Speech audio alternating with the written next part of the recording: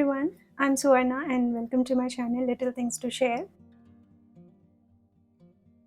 इस वीडियो में आपको मेरे simple way of folding and organisation दिखाऊंगी।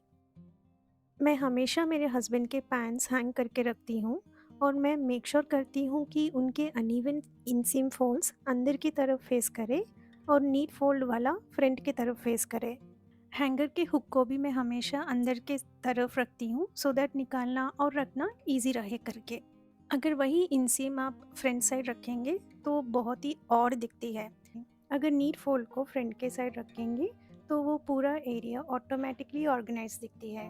आइनिंग से शर्ट्स आने के बाद इनको सीधा या शेल्स में रख देती हूँ। इनके लिए अलग से कुछ ऑर्गेनाइजर्स यूज़ नहीं करती हूँ।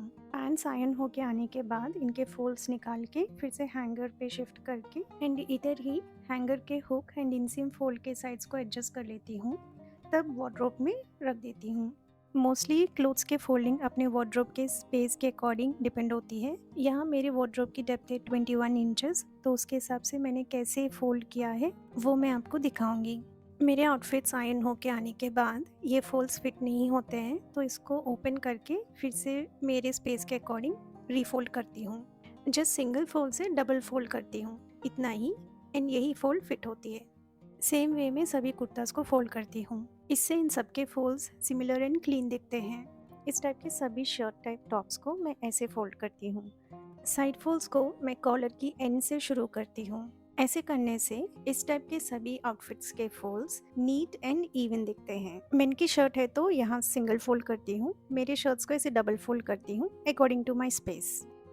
इस टाइप के पैंट्स हैं तो सिंपली फर्स्ट सिंगल फोल्ड करती हूँ एंड देन ये अनइवन इनसीम साइड को छोड़ के जो स्ट्रेट साइड है उसकी अकॉर्डिंग और एक फोल्ड करती हूँ एंड देन जहाँ इलास्टिक एंड होती है वहाँ से अनइवन साइड को स्ट्रेट करके और एक फोल्ड करती हूँ। इससे कोई भी साइड से फोल्ड अनइवन नहीं दिखती है।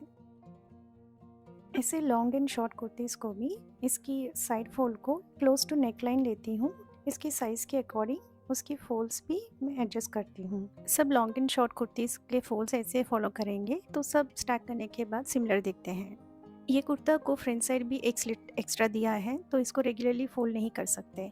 इसके लिए फर्स्ट मिडल फोल्ड करना है एंड क्लोज टू नेक ऐसे साइड फोल्ड्स करना है एंड देन फिर से फोल्ड करेंगे तो ये क्लीन एंड नीट फोल्ड आ जाती है। ऐसे बटन डाउन ड्रेसेस को फर्स्ट फ्यू रैंडम बटन्स लगा देना है, like top one, middle one and the last one. इस टाइप के बटन डाउन ड्रेसेस को मैं अंदर की तरफ ही फोल्ड करती हूँ एंड ऐसे फोल्ड करने के बाद मेरे स्पेस के अकॉर्डिंग इसको मल्टीपल फोल्ड्स या सिंगल फोल्ड्स ऐसे एडजस्ट करके मैं फोल्ड करती हूँ। ये भी एक बटन डाउन ड्रेस है, पीछे टाइस भी है। इसको भी सिमिलर वे में अंदर की तरफ ही फोल्ड करती हूँ एंड इसके जो टाइस है इसको मैं क्रिस क्रॉस करके ऐसे सिंपल वे में फोल्ड करके टक इन कर देती हूँ सो दैट ये फोल्ड करने के बाद बम्पी जैसा नहीं रहे करके। ऐसे आप फोल्ड को भी सिक्योर कर सकते हैं। ऐसे प्रिंट वाले ड्रेसेस को आप उल्टा करके फोल्ड करना है सो दैट ये प्रिंट्स भी इंटैक्ट रहेंगे एंड दूसरे कपड़ों के ऊपर भी ट्रांसफ़र नहीं होंगे। ऐसे सिंपल स्कर्ट्स को फोल्ड करना बहुत ही ईजी है। बस इलास्टिक लेवल से साइड्स को स्ट्रेट फोल्ड्स कर देती हूँ एंड देन इनको रेगुलर फोल्ड्स कर देती हूँ। इस टाइप के स्कर्ट्स को तो फर्स्ट उनको मिडिल फोल्ड करना है एंड देन साइड फोल्ड्स करना है जैसे मैं दिखा रही हूँ एंड देन गैदर करके और एक फोल्ड करना है। ऐसे वो स्टिफ एंड फिट रहता है।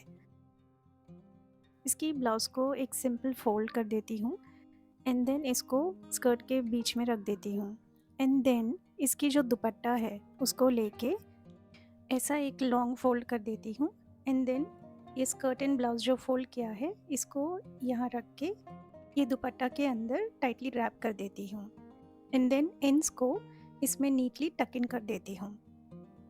इससे फोल्ड बहुत ही सिक्योर रहेगा एंड हिलेगा भी नहीं। ऑर्गेन्जा पैंट्स को फोल्ड करना बहुत टफ है। इसके लिए दोनों लेग्स को एक साइड फोल्ड करना है एंड देन मिडल फोल्ड करना है एंड एक्स्ट्रा साइड्स को ऐसे दिखा रही हूँ ऐसे फोल्ड कर देना है। देन ओपन साइड वाला फिर से हाफ फोल्ड करना है एंड देन इसमें से एक लेयर उठाएंगे तो पॉकेट जैसा बनेगा and rest of the fold को इसमें टक इन कर देना है। ऐसे ऑर्गेन्जा मटेरियल को भी नीटली फोल्ड कर सकते हैं।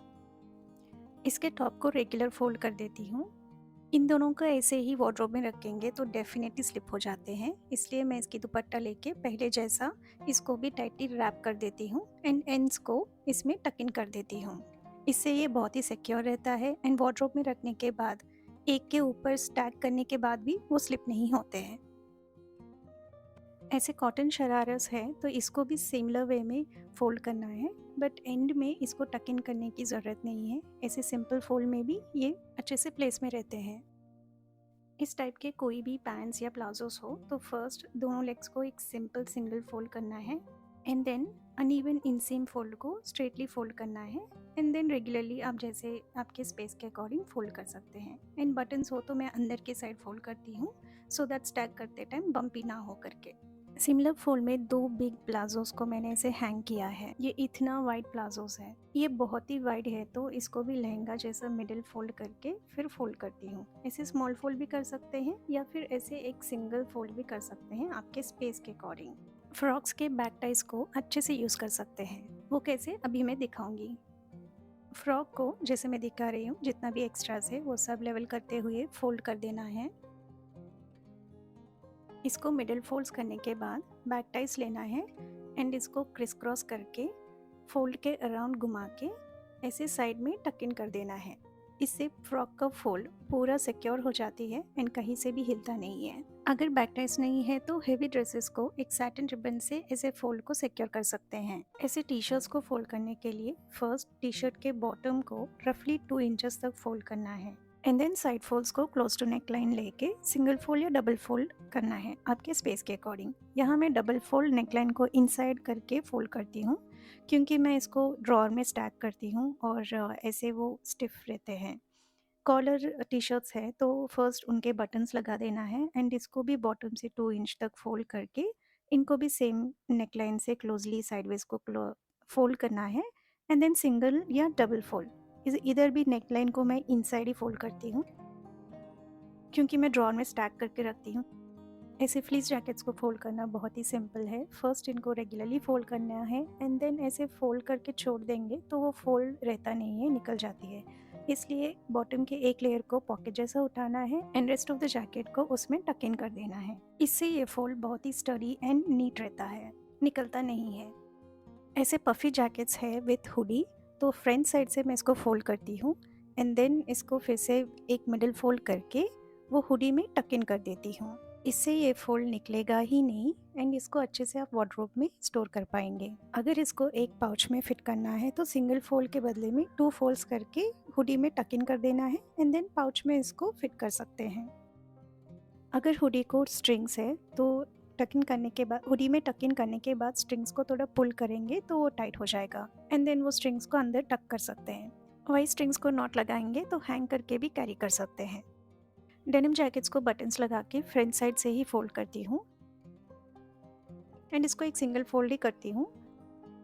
एक हैंगर पे मेरे टॉप्स एंड शर्ट्स को ऐसे सिंगल फोल्ड में हैंग करती हूँ टू सेव सम स्पेस। इस तरह के लॉन्ग स्लीव्स टॉप्स के स्लीव्स को मैं अंदर के तरफ डाल के हैंग करती हूँ क्योंकि जब ये लॉन्ग स्लीव्स वाले सिंगल हैंग करते हैं तो वो बहुत ही क्लटर दिखते हैं और वो स्लीव्स भी आगे पीछे फैलता रहता है। वही स्लीव्स को अंदर करके हैंग करेंगे तो उतना क्लटर नहीं दिखता है। 2 प्लाजोस एक हैंगर पे रख के हैंग करती हूँ। जीन्स एंड एक लाइट वेट ट्राउज़र को भी एक हैंगर पे रख के नीट फोल्ड्स को front side and uneven folds को इनसाइड की तरफ रख के हैंग करती हूँ। कपड़ों के फोल्ड्स चाहे कौन से भी स्टाइल के हो, एक टिप याद रखना है कि शेल्फ्स पर ऑर्गेनाइज करते टाइम उनके सिंगल फोल्ड ही फ्रंट साइड देखना है एंड मल्टीपल फोल्ड्स हमेशा अंदर के साइड ही रखना है। यही एक सिंपल ट्रिक है, इससे वो space automatically neat and organised दिखती है। मेरे फोल्ड्स में आपको कुछ भी नया लगा तो ज़रूर बताना। एंड तक वीडियो देखने के लिए थैंक यू सो मच। आपको ये वीडियो कैसे लगा ज़रूर मुझे कमेंट्स में बताना। See you all in my next video. Till then take care, bye.